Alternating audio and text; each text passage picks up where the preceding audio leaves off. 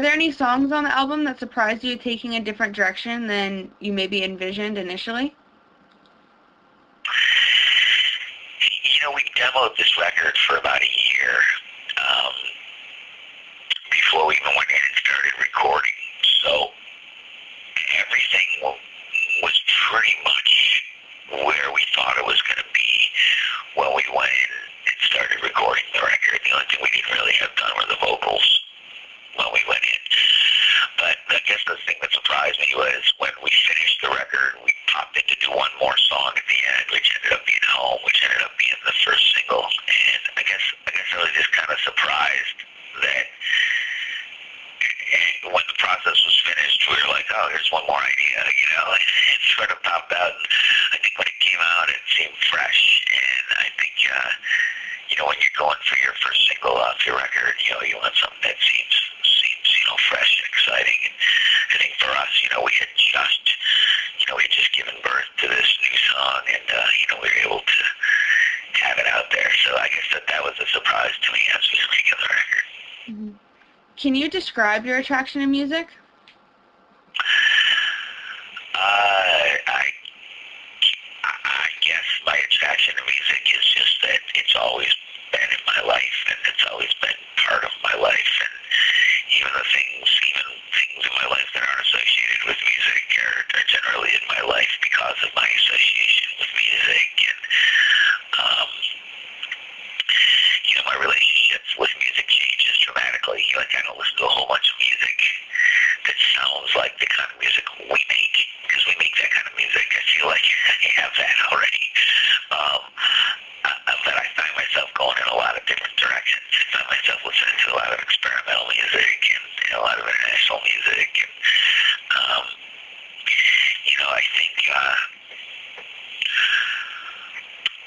I think my attraction, why do I do it? Why do I stay involved in it? And why do I find that, it's something I need to keep in my life?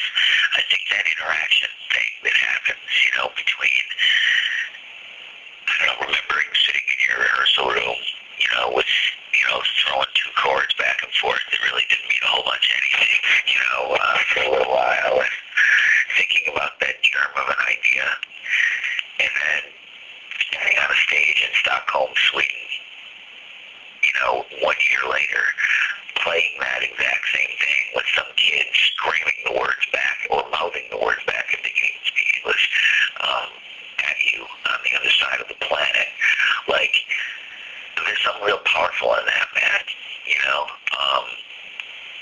and that's my attraction to music. The fact that it can bring people together the way it does, and it can bring minds together, ideas together, and people together, and I just think, to me, that's such a pure and awesome thing. So I guess that's my attraction, in my life. That's my attraction to it. What are some of the most significant musical moments in your life that you feel have influenced your journey as an artist?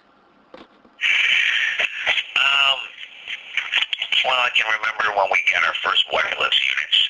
I know that doesn't sound very significant musically, but I can remember when all of a sudden I didn't have a chord on my guitar, and that really changed the way I did things. I can't explain it, but it was a freeing moment for me, a big one. I remember when we first got our first Marshall amplifiers, all of a sudden the band sounded so different, I can remember the first time we were sitting in the studio and listening to a professional live recording of our band, not one that we just did ourselves, when we were stealing studio time, to make punk rock records. I can remember the first time that we were sitting watching an orchestra play along to one of our songs, that was pretty amazing. All those moments, in the journey, in our musical journey, were hugely, impactful upon me. The other things are, places you played these songs. We've played Goo Goo songs at Olympics. We've played them in championship games. We've played them at memorial concerts. We've played them on military bases. We've played them, on several continents. It's those are that's a whole other set of that this music brings to me. So, there's a lot of really cool opportunities, a lot of really cool moments, that come into your life, as you do this kind of job. Do you have any final comments or anything you'd like to say to the readers of Popularity? Yeah, I guess the final thing I'll say is we've been working with an organization called USA Harvest, and if you go to usaharvest.com, you can check out what they do. Basically, it's a canned food drive, non-perishable food drive that we do at every single one of our shows. Our street team runs it. We do it at 99% of our shows. The street team runs it for us, the Goo Goo street team. You can find them online as well. And we just ask people to bring non-perishable food goods to the shows. And whoever brings the most ends up winning a meet and greet, photos with the band and stuff like that. And we do it at every single show. And we've been doing it for 13 years, and we've raised over 9 million meals at this point. So it's a really cool program. And, yeah, man, if, people could participate, we'd love to be part of the whole thing.